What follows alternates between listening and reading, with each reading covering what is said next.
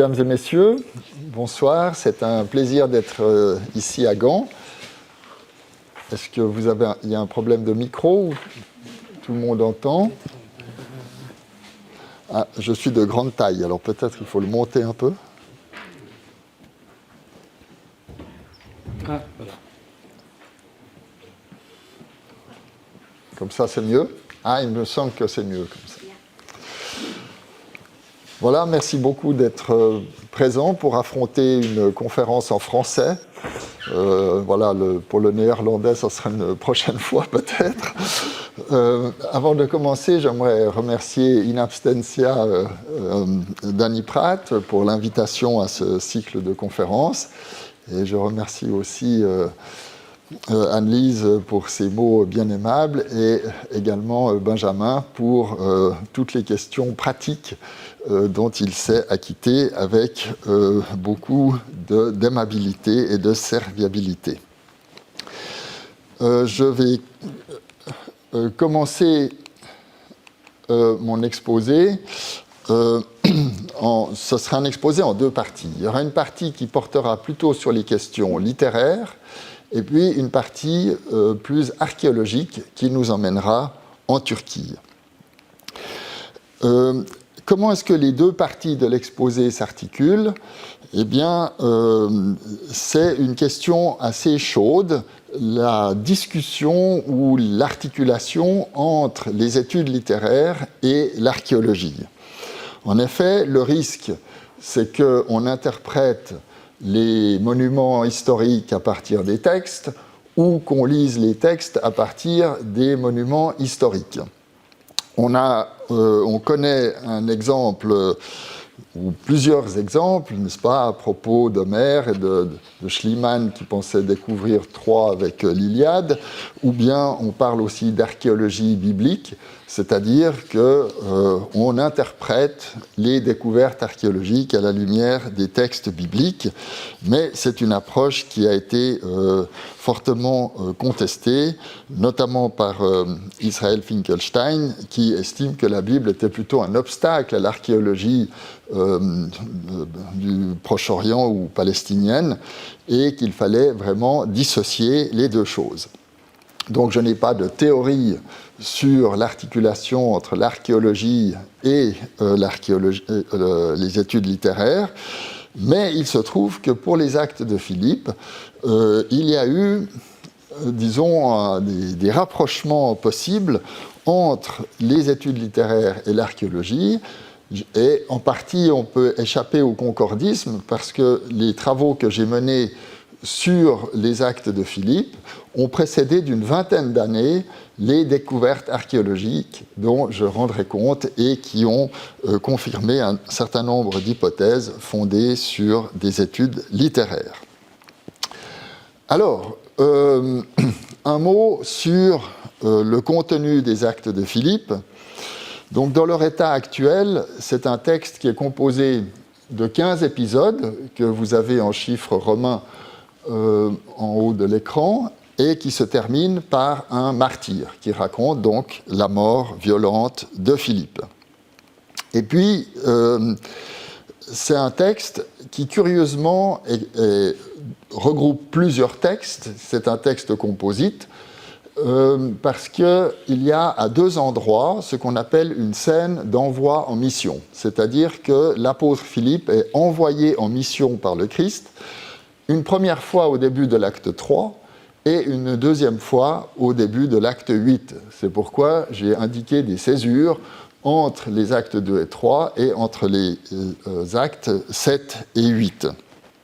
Et donc, on a deux grandes sections.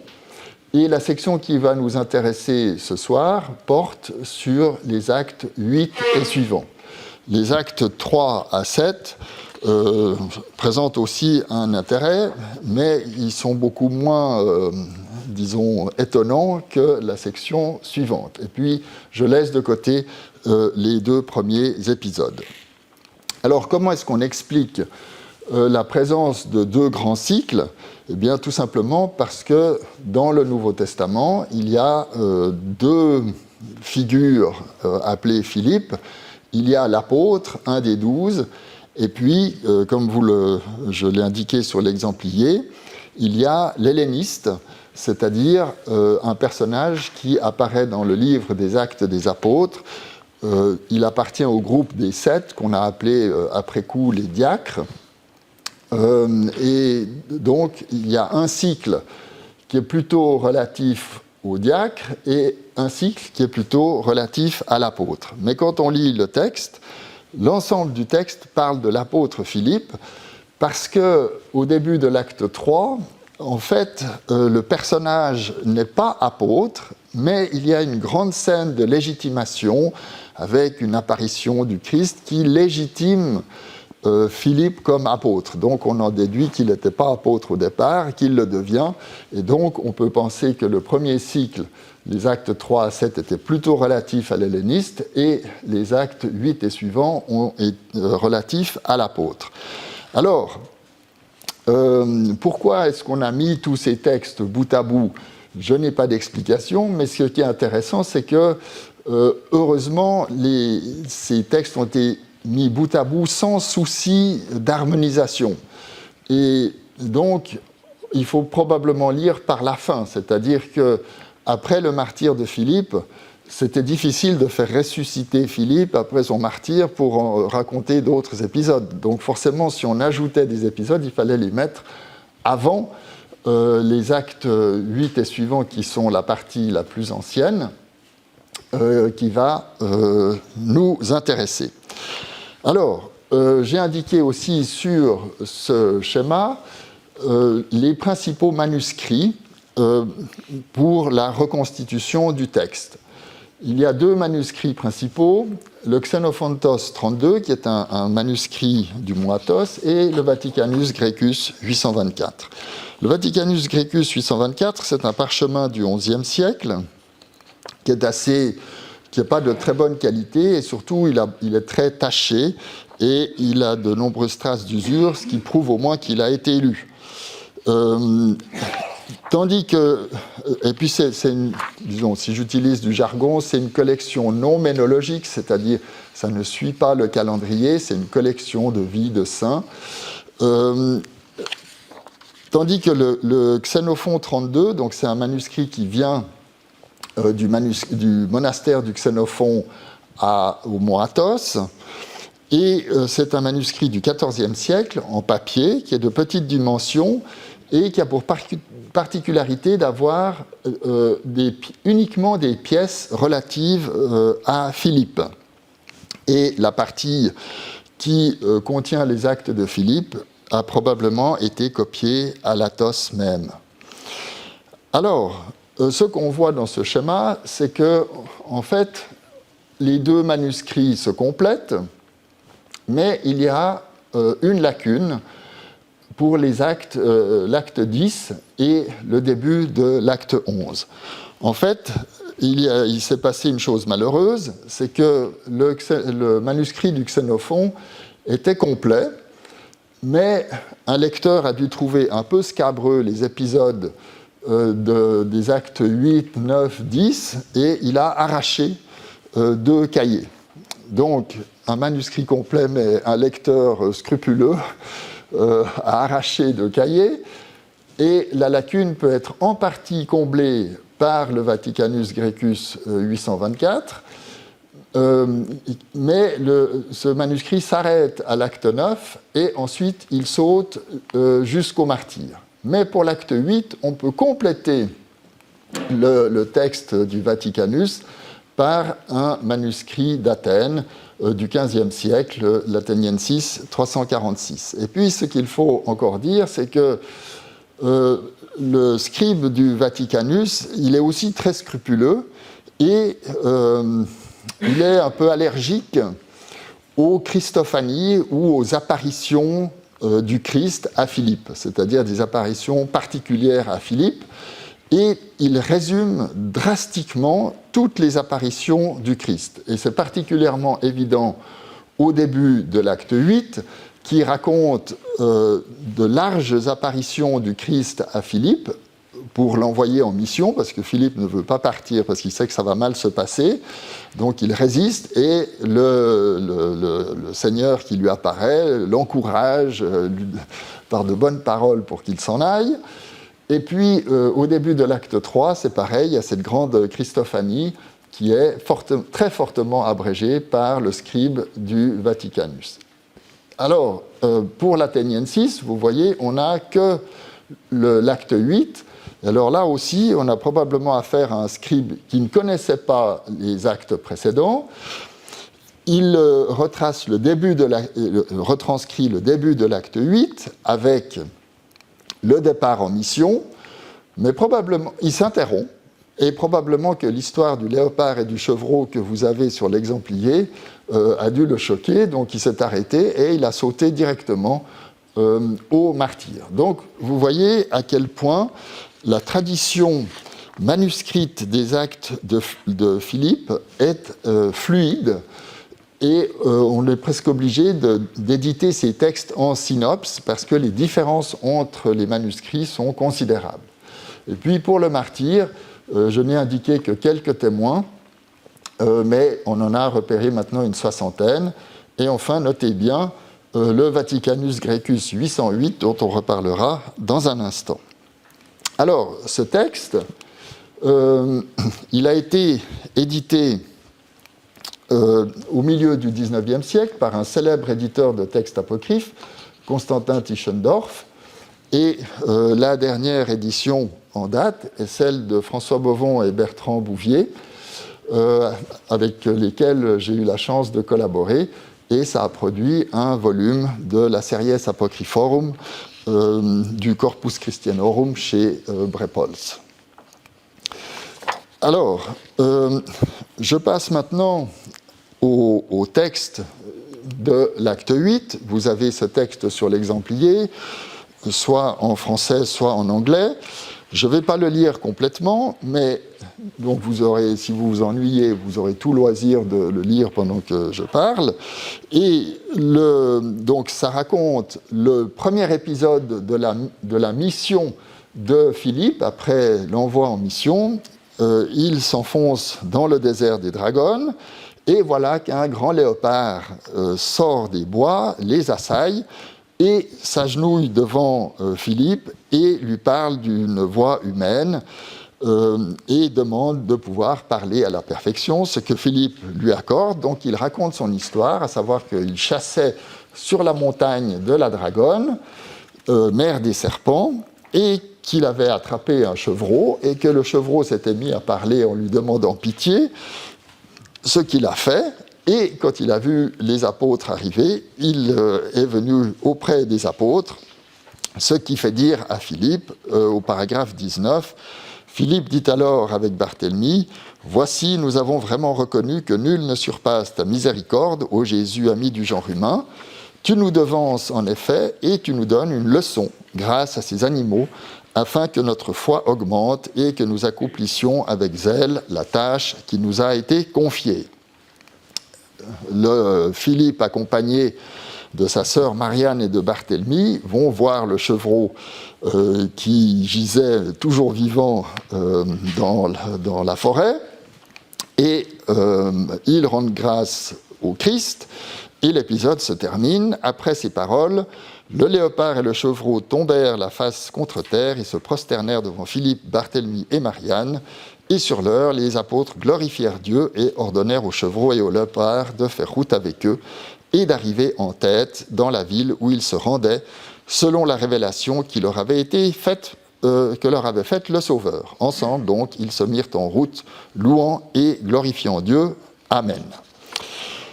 Alors, les apôtres doivent se rendre à Ophiorimos, ou Ophiorimé, et donc ce texte, avec le motif du léopard et du chevreau, est connu depuis longtemps. Au XVIIe siècle, donc un bollandiste, Daniel Papebroch, je ne sais pas comment il faut prononcer, connaissait le motif du léopard et du chevreau par un manuscrit du Vatican le manuscrit Vaticanus Graecus 808 que je viens d'évoquer, et il dit ceci, n'est-ce pas? Et ce serait donc un texte qu'il ne vaut pas la peine d'éditer, parce qu'il raconte des histoires invraisemblables, notamment le prêtre ou préfet Stakis, délivré de la cécité, et puis donc cette histoire de léopard et de chevreau parlant d'une voix humaine. Donc le motif est connu, mais jugé trop fantaisiste pour mériter une édition. En 1864, donc Alfred Gutschmidt, qui connaît déjà le texte du martyr par l'édition de Tischendorf, s'est intéressé au motif de la vipère et il rend un jugement différent de celui de Pape Rohr, puisque, n'est-ce pas, il écrit « Et ce serait précisément dans ce passage mis en évidence des actes de Philippe que, sous la forme d'un exemple détestable, se trouveraient les informations les plus précieuses qui ne nous aient jamais été transmises par les actes apocryphes d'apôtres. » Si on descend un peu dans le temps, Théodore Zahn, qui était plutôt un conservateur, estime qu'il s'agit j'ai mis d'une composition catholique, c'est-à-dire qu'elle est orthodoxe, il n'y a pas de trait, disons, ce n'est pas un texte gnostique, mais il estime que c'est un texte tardif, de la fin du IVe siècle, et serait l'œuvre d'un individu très inculte, et donc c'est une œuvre absurde dont il ne fait pas grand cas. Par contre, en 1928, Émile Amann écrit que les actes de Philippe condamnés comme apocryphes par le décret de Gélase ne témoignent pourtant d'aucune doctrine hétérodoxe.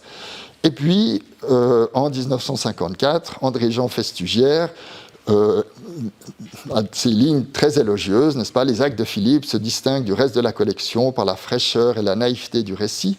On n'y trouve pas ces interminables discours ni ces prières pleines de pathos qui caractérisent par exemple les actes d'André, de Jean, de Thomas. Tout y est naturel, la doctrine est simple, proche de l'Évangile et des traditions de l'Église primitive. Si, comme l'ensemble des actes, ceux-ci engagent à l'encratisme, nul enseignement n'y porte la marque du docétisme ou de la gnose.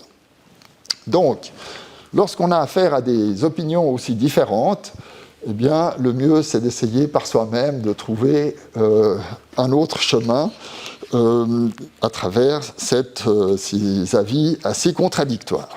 Alors, encore un mot sur l'histoire de la recherche.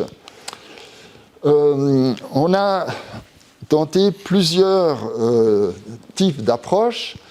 Il y a eu, disons, des interprétations qui liaient ce texte au gnosticisme, mais vous voyez, ce sont des études anciennes qui précèdent largement la découverte des textes de Nag Hammadi, qui ont donné accès au gnosticisme de première main.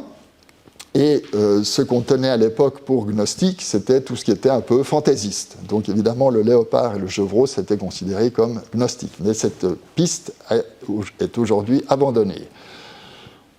On a déjà vu que certains auteurs tenaient ce texte pour parfaitement orthodoxe.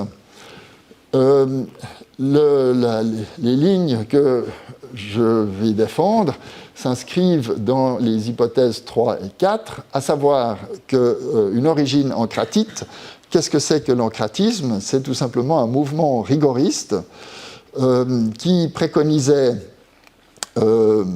l'abstinence de boissons, d'aliments qui excitent le corps, à savoir l'alcool, le vin et les aliments carnés, la viande, et qui préconise également la continence sexuelle, donc refus du mariage, et puis idéal de pauvreté.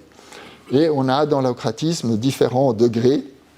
Les plus extrêmes, ce sont les apotactites, qui, eux, s'abstiennent aussi de tout contact avec des matières d'origine animale. Ce sont les véganes de l'Antiquité. Et on connaît ces mouvements par l'hérésiologie, et ils étaient bien répandus en Asie mineure à la fin du IVe siècle, début du Ve siècle. Et ceci nous amène également en Phrygie, dans la région d'Hiérapolis, ce qu'on va voir avec l'archéologie. Et puis je laisse de côté des approches qui se sont davantage intéressées, disons, à l'approche romanesque ou les motifs issus du judaïsme qui sont présents, mais pas de manière très prégnante. Alors, quand on lit les actes de Philippe, eh bien, on peut pratiquer plusieurs niveaux de lecture. Si on pratique le sens littéral, évidemment, on lit une histoire romanesque, distrayante, mais évidemment, on peut difficilement arriver à une autre conclusion que le jugement de Théodore Zahn, qui estimait ce texte un peu débile et qui ne méritait pas beaucoup d'intérêt. Une approche un peu plus empathique, dirons-nous, ce sera une approche, disons, plus sociologique, qui va s'intéresser aux aspects sociologiques du texte, et donc ce sont les approches qui vont orienter vers l'encratisme, et donc avec cette abstinence des aliments qui excitent le corps, continence sexuelle, refus des richesses, et voilà, donc des communautés dont on sait qu'elles ont existé, qu'elles étaient actives à la fin du IVe siècle. Et puis, on peut aussi pratiquer une approche biblique. En effet, le motif du léopard et du chevreau est bien connu, enfin il y a un texte bien connu dans la Bible juive, en Ésaïe 11. Donc ce texte, dont je vous donne la traduction à partir de la Septante, le loup paîtra avec l'agneau, le léopard se couchera auprès du chevreau, le veau, le taureau et le lionceau paîtront ensemble et un petit garçon les conduira, la vache et l'ours paîtront ensemble, les petits seront ensemble et le lion, comme le bœuf, mangera du fourrage. Le nourrisson s'amusera sur le trou des aspics et il étendra la main sur le nid des jeunes aspics. Il ne se fera pas mal, ni ne pourra se commettre de meurtre sur ma montagne sainte, car tout le pays sera rempli de la connaissance du Seigneur, comme les eaux recouvrent les mers. Donc, ce texte d'Ésaïe 11 présente plusieurs parentés ou motifs communs avec les actes de Philippe. Non seulement il y a le léopard et le chevreau, mais il est aussi question d'une montagne et de bois couvrant la montagne. Et puis, il y a le thème de l'accomplissement parfait de la promesse de la gloire du Fils unique de Dieu, qui se trouve dans les actes de Philippe et qui s'apparente à une lecture, n'est-ce pas, chrétienne, christologique, du fait que le pays est plein de la connaissance du Seigneur. Et ce texte a été l'objet d'un conflit d'interprétation. Il y a un courant d'interprétation qui l'a lu de manière littérale comme la paix eschatologique, c'est-à-dire la paix qui interviendra à la fin des temps et qui sera un temps de réconciliation de la création. Et ce temps de réconciliation final, eh bien, fait écho à l'état de réconciliation qui régnait dans le paradis. Et donc, ce courant qui pratique une lecture littérale d'Ésaïe 11 sont appelés millénaristes, sur la base du chapitre 20 de l'Apocalypse, selon lequel il y aura un règne de 1000 ans des justes avec le Christ avant le jugement dernier. Et donc, ce courant millénariste, il est attesté chez un certain nombre d'auteurs d'Asie mineure, des Asiates. Selon l'historien du christianisme du IVe siècle, Eusèbe de Césarée, le père de cette lecture était un dénommé Papias d'Hiérapolis, mais on sait que Irénée de Lyon, qui n'était pas de Lyon, mais de Smyrne, était également millénariste, et on trouve d'autres attestations de cette interprétation millénariste qui a été fortement combattue par un certain nombre d'auteurs qui estimaient que ce passage d'Ésaïe 11 devait être lu au contraire de manière allégorique et que les animaux représentaient les païens et les juifs qui étaient adoucis par l'Évangile. Alors, ce qui m'intéresse ici, c'est la lecture millénariste, parce que, donc, on pourrait dire les actes de Philippe sont tout simplement une mise en scène narrative de ce texte d'Ésaïe 11. Mais on ne peut pas réduire les actes de Philippe simplement à un développement littéraire d'Ésaïe 11, puisque Philippe va devoir combattre la vipère, alors que d'après le texte d'Ésaïe 11, il devrait y avoir une réconciliation, n'est-ce pas, des serpents avec les êtres humains. Et donc, le martyr de Philippe va raconter la lutte finale de Philippe contre la vipère et l'envoi de la vipère au fond de l'abîme.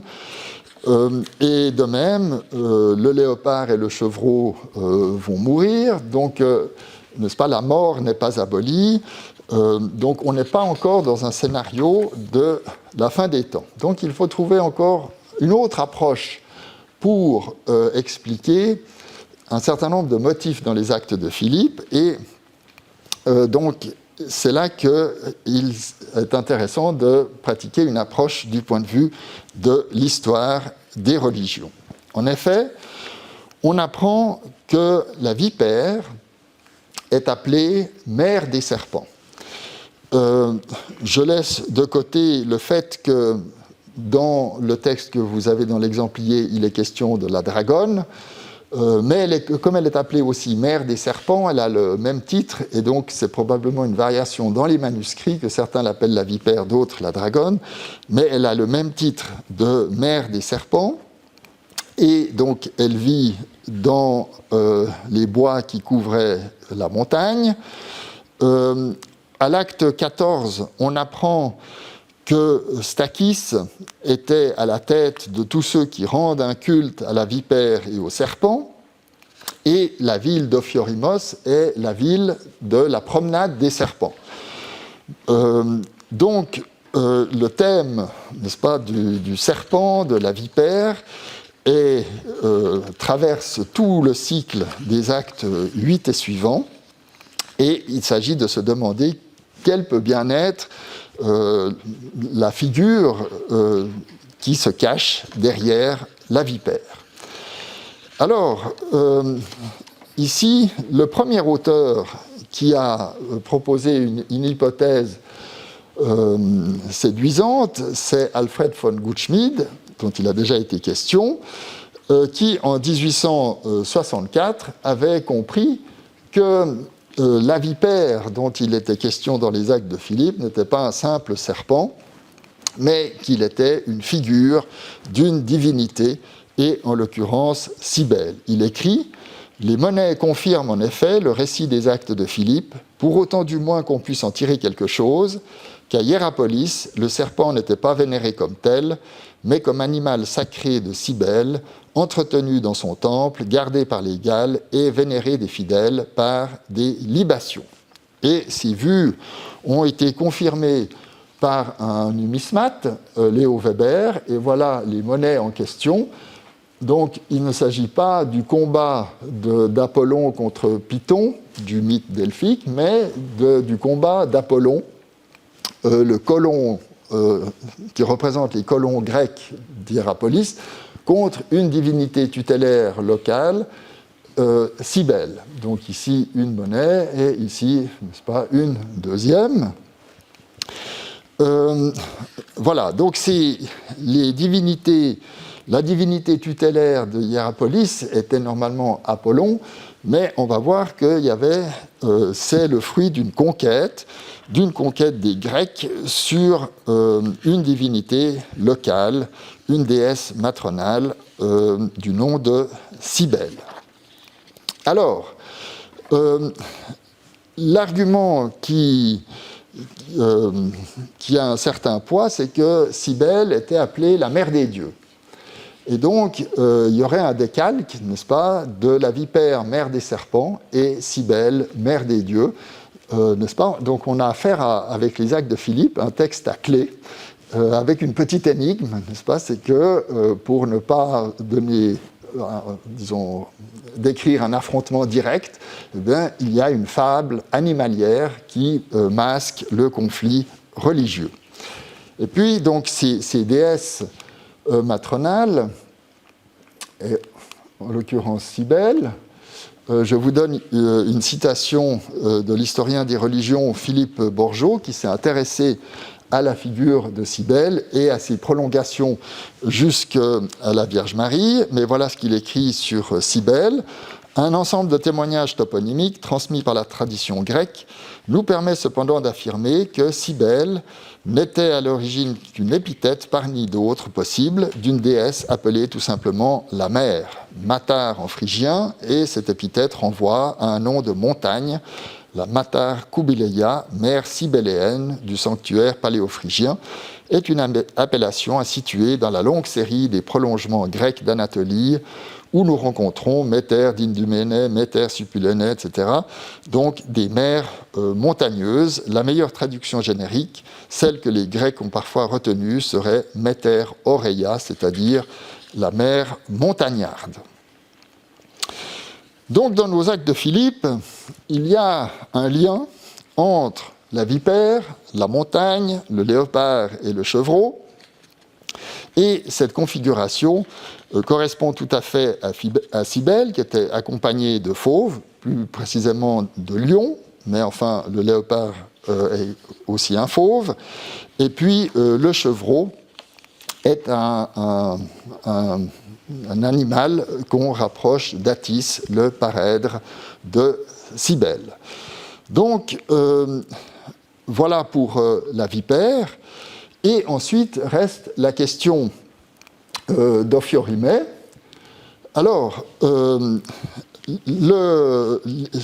certains manuscrits identifient Ophiorimée à Hiérapolis.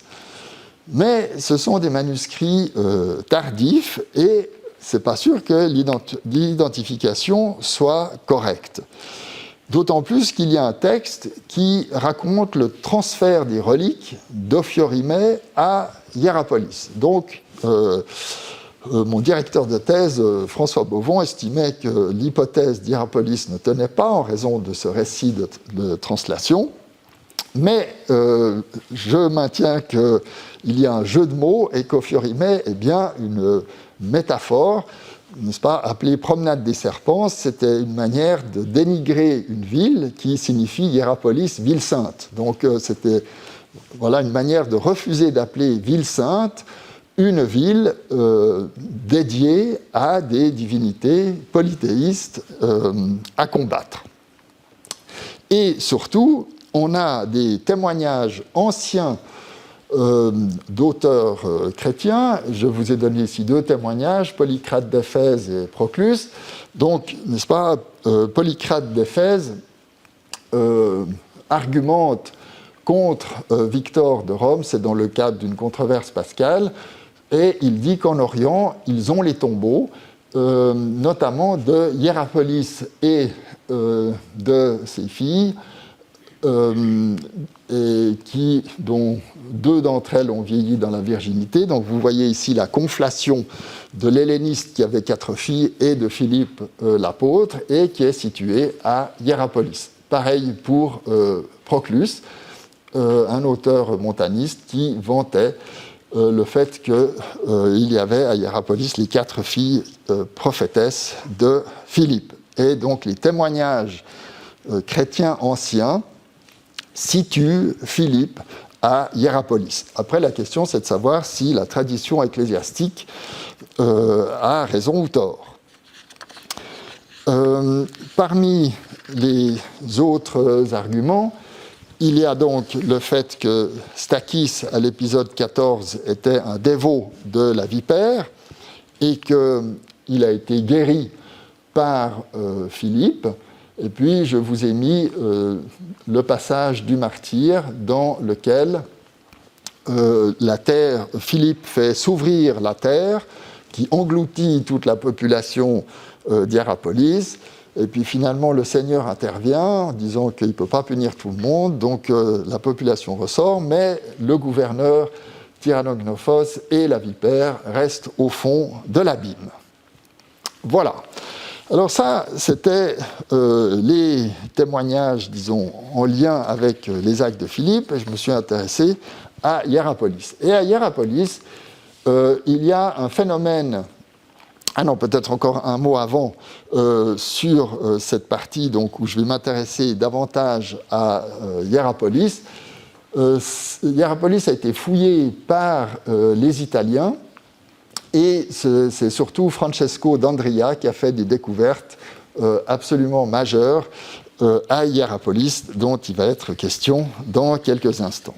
Alors, à Hiérapolis, il y a un phénomène naturel qui est tout à fait exceptionnel. Donc, Hiérapolis, on voit des photos de ces falaises calcaires à peu près dans tous les guides touristiques de Turquie. C'est un lieu aussi très prisé des touristes parce que le forum, il y a eu un tremblement de terre qui a provoqué cette piscine qui fait le bonheur des touristes. Alors comme ça, on peut se promener en maillot de bain dans les ruines d'Hiérapolis et on se rafraîchir après, c'est très agréable. Et ce qu'il faut expliquer, c'est le phénomène. Et depuis l'Antiquité, donc il y avait un phénomène tellurique particulier qu'on connaît par Strabon. Donc vous avez le texte sous les yeux. Il y avait un plutonium, peut-être avant d'arriver à ça, donc juste pour situer Hiérapolis, ça se trouve dans la vallée du Lycos, qui est un affluent du Méandre. Vous voyez ici Hiérapolis, donc qui est au pied d'une montagne. Voilà un plan de la ville. C'est une ville, disons, de fondation hellénistique, avec un plan en damier. Et puis, donc, c'est à Flandre, c'est sur un plateau. Vous avez une montagne ici, et puis les falaises calcaires se trouvent au bas de la ville. Donc, ça donne un autre plan. Là, on ne voit pas grand-chose, mais ici, vous avez une reconstitution avec donc les falaises calcaires ici. Alors, d'où proviennent ces falaises calcaires ? Eh bien, tout simplement d'un phénomène tellurique qui était connu de l'Antiquité, puisque Strabon le décrit dans sa géographie. Vous avez le texte dans l'exemplier, j'en lis une partie. Il y avait un plutonium. Alors, dans le plutonium, qui est situé au pied d'un mamelon peu élevé, détaché de la chaîne principale, c'est un trou à peine assez large pour donner passage à un homme, mais extrêmement profond. Une balustrade le protège, qui peut avoir un demi-plêtre de développement et qui forme une enceinte carrée, toujours remplie d'un nuage épais de vapeur, lesquelles laissent à peine apercevoir le sol. Ces vapeurs sont inoffensives quand on ne fait que s'approcher de la balustrade et que le temps est calme, parce qu'alors, elles ne se mêlent pas à l'air extérieur et demeurent concentrées tout en dedans de la balustrade. Mais l'animal qui pénètre dans l'enceinte même est frappé de mort à l'instant. Des taureaux, par exemple, à peine introduits, tombent et sont retirés morts. Nous avons lâché, nous personnellement, de pauvres moineaux pour les voir tomber aussitôt sans souffle et sans vie. Toutefois, les eunuques de Cybèle, les Galles comme on les appelle, entrent impunément dans l'enceinte, on les voit même s'approcher du trou, se pencher au-dessus, y descendre à une certaine profondeur, mais à condition de retenir le plus possible leur haleine, comme le prouvent les signes de suffocation que nous surprenions sur leur visage. Alors, le phénomène, disons, physique est assez simple. C'est de l'eau qui est chargée d'acide carbonique, et quand elle arrive à l'air libre, eh bien, ça dégage du gaz carbonique, et le gaz carbonique est plus lourd que l'air, donc il reste dans le trou.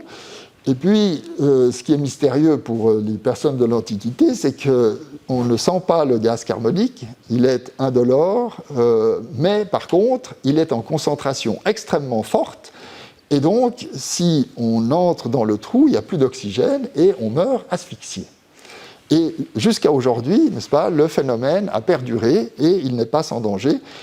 S'il y a du soleil, ça disperse le gaz carbonique, mais s'il n'y a pas de soleil et pas de vent, il faut vraiment faire attention. Et les archéologues italiens devaient faire attention lorsqu'ils ont fouillé le plutonium. Alors, donc, vous voyez encore, le témoignage de Strabon atteste la présence d'un culte de Cybèle à Hiérapolis. Voilà, donc maintenant je passe à la deuxième partie et aux découvertes liées, les découvertes archéologiques faites à Hiérapolis et qui vont entrer en résonance avec les actes de Philippe. Alors, on a vu les falaises calcaires, on a vu la piscine, on a vu donc le phénomène du plutonium. J'ajoute donc qu'il y avait une faille sismique, on le verra dans un instant, mais que cette eau qui sortait du plutonium, elle n'était pas, disons, potable, et donc il y avait tout un circuit ou un système d'aqueducs qui amenait de l'eau potable à Hiérapolis, et sur le haut de la ville, il y avait un château d'eau qui permettait la distribution d'eau potable à Hiérapolis. Ça aura une certaine importance pour la suite. Alors, on va regarder maintenant ce qui concerne le temple d'Apollon. Donc, voici une reconstitution 3D. Donc, ce temple d'Apollon, il est situé en fait sur une faille. Vous avez la faille ici, n'est-ce pas, qui traverse un des temples, et on la retrouve ici. Cette faille était laissée à l'air libre, et puis juste à côté du temple, ici un détail de la faille, et juste à côté du temple, vous aviez cette petite niche qu'on a longtemps considérée comme le plutonium. Et c'est de cette petite niche dont parle Damasius. Je laisse de côté son témoignage, mais ça montre qu'encore au VIe siècle, il y avait des dévots de Cybèle, et donc il est question d'une petite niche à côté du temple, enfin sous le temple d'Apollon. Alors, cette petite niche, elle n'est pas sans intérêt parce que, en fait, donc c'est là qu'il y a du gaz carbonique, donc c'était encore dangereux pour les touristes d'aujourd'hui. Et il y avait une salle, hypogée ici, et donc il y avait un oracle qui se tenait ici, voilà, dans la petite niche, et dans cet espace souterrain qui était directement en contact avec la faille géologique. Voilà l'espace souterrain. Et, n'est-ce pas, pour la petite anecdote, un touriste américain a pensé qu'il pouvait aller se soulager, et il y est resté, n'est-ce pas? Parce que, voilà, il est mort asphyxié dans cette petite niche. Alors, Dandria a exploré la zone voisine du temple d'Apollon, et il a mis au jour donc ce qui doit être considéré comme le véritable plutonium. Et on est d'autant plus, enfin, sa découverte est irréfutable, puisque en fait, on ne le trouvait pas parce que ce plutonium avait été muré sous Justinien, et il y avait ici donc la source, et avec des gradins, ce qui correspond à la description de l'historien grec Dion Cassius, qui avait aussi passé à Hiérapolis et qui avait aussi fait l'expérience des petits oiseaux qui étaient tombés morts asphyxiés près du plutonium. Et il a surtout trouvé une inscription, voilà les petits oiseaux retrouvés par les archéologues, et une inscription, n'est-ce pas, d'une dédicace à Pluton. Et donc là, avec la description du plutonium par Dion Cassius et la découverte de la zone, la découverte archéologique, cette fois on est bien sûr qu'il s'agit du plutonium, et le phénomène tellurique est toujours le même, il y a toujours de l'eau gazeuse, n'est-ce pas, qui sort de cette source et qui est à l'origine des falaises calcaires d'Hierapolis. Alors, ici, vous avez le mur de Justinien qui avait obstrué, enfin qui avait juste laissé sortir un petit filet d'eau, mais qui, disons, avait complètement obstrué le plutonium. Voilà, ici vous avez le plan, et je passe, là c'est la zone, une vue aérienne avec le théâtre plus haut, et donc on est dans la zone ici, et la reconstitution que vous pouvez trouver sur Wikipédia si vous regardez plutonium. Voilà, et l'édifice complet devait ressembler à cela, avec une statue d'Hadès qui donc se trouvait ici avec une Tolos, et puis donc cette statue d'Hadès qui a été retrouvée. Et alors, n'est-ce pas, derrière les gradins, donc dans cette partie-là, il y avait des autels, et il y avait certainement un autel dédié à Cybèle, puisque a été retrouvé ceci, qui n'est pas un escargot, mais qui est un serpent enroulé, et qui devait faire partie d'une espèce de banquette. Voilà. Donc, on a aussi des attestations archéologiques d'une dévotion à Cybèle, à Hierapolis. Voilà. Alors, on arrive au bout, si vous voulez, de la présentation des monuments polythéistes de Hierapolis, mais il y a toute une ville chrétienne qui s'est développée et donc qu'on va voir maintenant. Alors, là, je vous livre une citation de Dandria. Dans la nouvelle ville chrétienne de Hierapolis, on procéda à la destruction systématique du sanctuaire d'Apollon et un nouveau pôle religieux et monumental fut construit. Le sanctuaire de pèlerinage consacré à l'apôtre Philippe surgit sur la colline orientale dans une zone déjà occupée par une vaste nécropole de l'époque romaine où se voit aujourd'hui une grande église à plan octogonal identifiée comme le Martyrion. Grâce à la lecture d'images satellites, a été reconnue la route processionnelle empruntée au 5e et 7e siècle par les pèlerins pour atteindre le sanctuaire à partir de la porte byzantine nord en traversant la ville. Alors, de quoi s'agit-il ? Donc, voilà cette zone qui se trouve en amont de la ville qu'on a vue jusqu'à présent. Et vous avez ici le mur d'enceinte, une porte, le franchissement d'un vallon par un pont, et ensuite un escalier monumental qui amène jusqu'à ce qu'on a appelé, à tort, on va le voir, le Martyrion. Donc ici, un schéma, et la route processionnelle dont il est question, c'est cette route-là. Et donc, n'est-ce pas, on est en surplomb de la ville. Et je crois que sur l'exemplier, je vous ai mis un passage de l'acte 13 où Philippe, ses compagnons, le léopard et le chevreau, arrivent à Hierapolis et ils décrivent, n'est-ce pas, la ville, ils arrivent par le haut et ça correspond assez exactement à la configuration des lieux. Donc je m'étais dit, là, il y a vraiment trop de coïncidences. Il y a manifestement une connaissance géographique d'Hierapolis dans le texte des Actes de Philippe. Alors, la voie processionnelle, donc, elle est ici, c'est une des rues d'Hierapolis qui a été réaménagée et qui part, n'est-ce pas, du Cardo que vous voyez ici.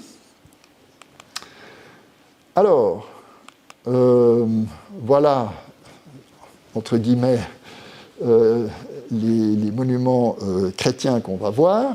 Donc il y a des thermes, il y a une église et il y a le grand quadrilatère. Ça, c'est la voie processionnelle. J'ai eu l'occasion de visiter j'ai reçu un jour un téléphone de Dandria qui m'a dit « Amsler, il faut venir à Hierapolis, j'ai des choses à vous montrer. » Et donc, je me suis exécuté, je suis allé au plus vite à Hierapolis, et effectivement, les découvertes qu'il avait faites étaient impressionnantes. Donc, vous l'avez ici avec la casquette rouge du chef. Voilà. Ça, c'est la voie processionnelle, la sortie de la ville. Il y avait un pont pour franchir le ravin, et ensuite, il y a donc vous voyez la ville en arrière-fond, et puis ici, un escalier monumental qui amène d'abord à des thermes, puis ensuite à une église ici, et ce grand bâtiment à coupole.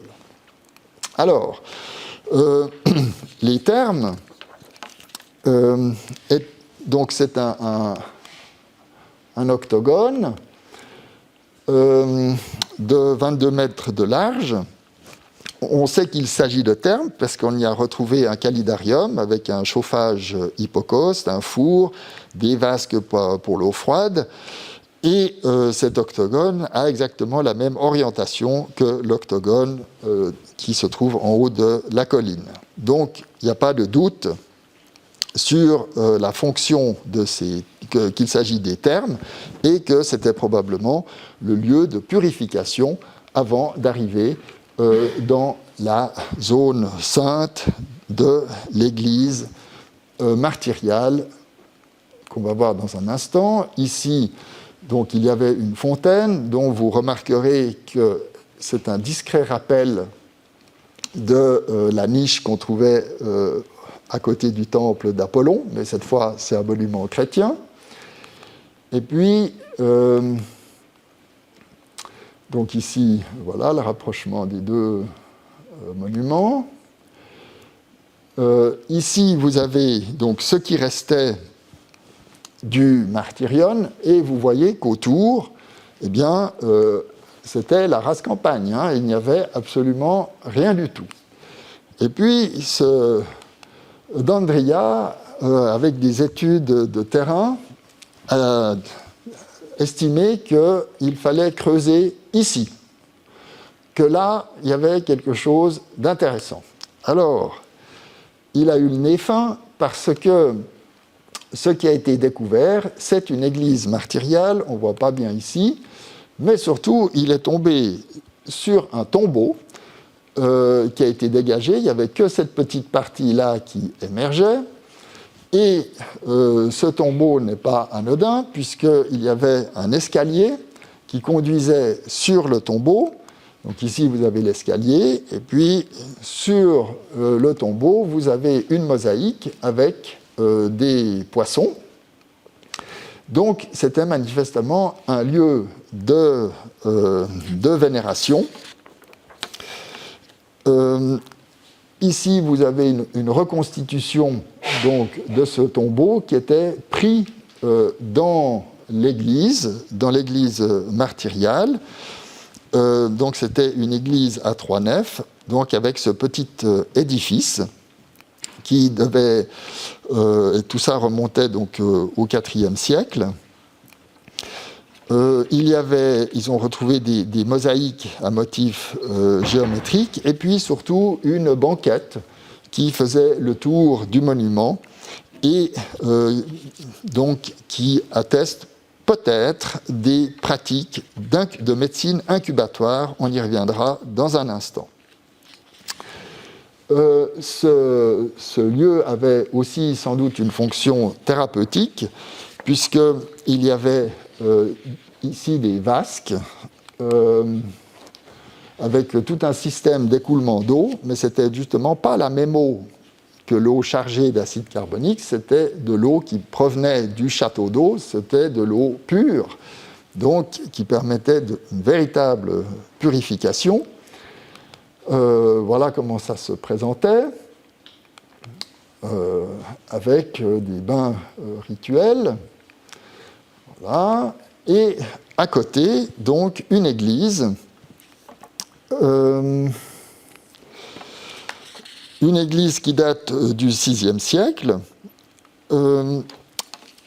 qui est constituée donc d'une nef principale, et vous retrouvez ici le tombeau avec les vasques. Et ce qui va nous intéresser, c'est la partie ici, donc où il y avait l'autel, parce que disons, à gauche de l'autel, il y a une petite ouverture rectangulaire de 50 sur 35 cm donnant accès à une chambre souterraine à voûte en berceau large de 1,20 m et longue d'1,85 m, haute de 1,90 m, construite en briques et recouverte d'un enduit blanc. Cette chambrette est reliée à l'autel par un tuyau de 18 cm de diamètre. Vous avez, je crois ici, le trou qui donc communiquait avec la chambre hypogée.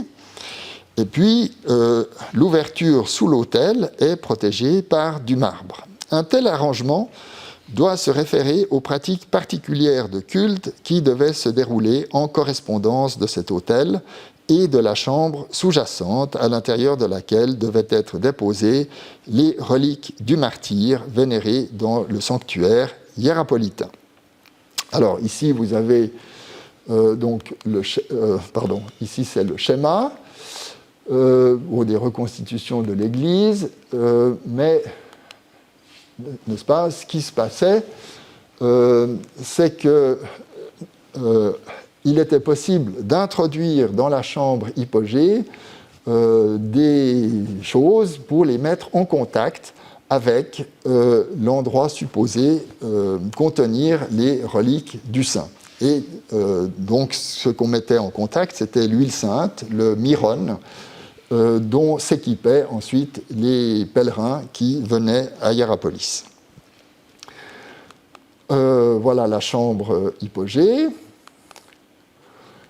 Donc tout ça, n'est-ce pas, rappelle, c'est une espèce de contre-type chrétien de ce qui se passait au temple d'Apollon.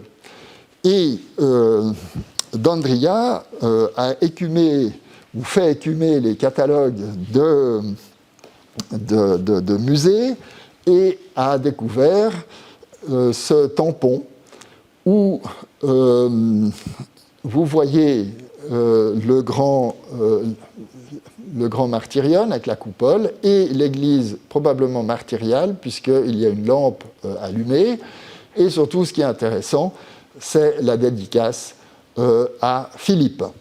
Donc ici, on a une attestation qui est pratiquement une preuve que tout cet ensemble de bâtiments était bien dédié à Philippe, parce que ça, c'est resté, disons, longtemps la pièce manquante du Pulse.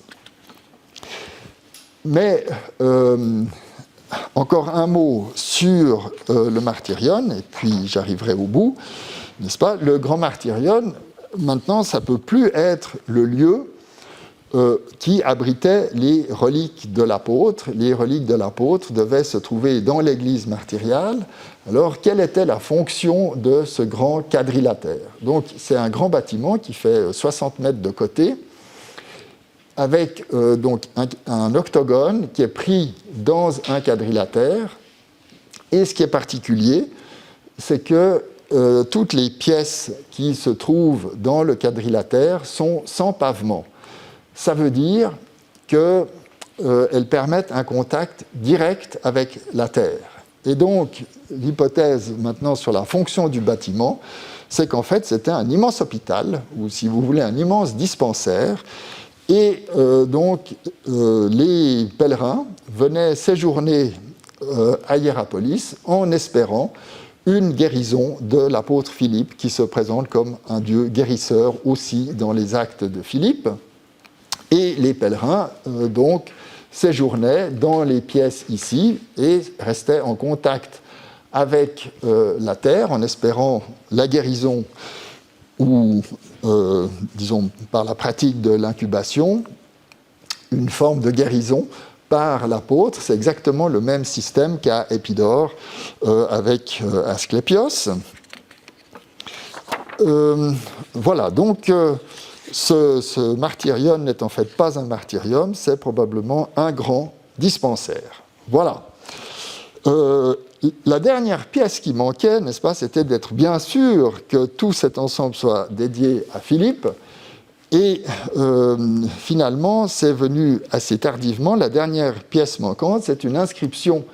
Là, vous avez des reconstitutions du martyrium, qui est plutôt un dispensaire. Et donc un monument d'époque justinienne, bâtiment monumental. Et la dernière pièce, eh bien, c'est une petite inscription que vous avez ici, n'est-ce pas? Doulos, Philippe. Donc, ça veut dire que des pèlerins donc, se sont considérés comme, n'est-ce pas, disciples de Philippe. Et donc là, il n'y a plus de doute que le saint guérisseur qui était à Hiérapolis, c'était bien Philippe et que c'était en lien. Donc on peut établir un lien, n'est-ce pas, entre les actes de Philippe qui montrent un Philippe guérisseur et la ville de Hiérapolis. Alors il y a évidemment encore des points qui restent inexpliqués, mais voilà, je voulais vous présenter, disons, un exemple heureux, n'est-ce pas, de conciliation ou de confirmation entre un texte apocryphe et des découvertes archéologiques. Voilà, je vous remercie de votre patiente attention.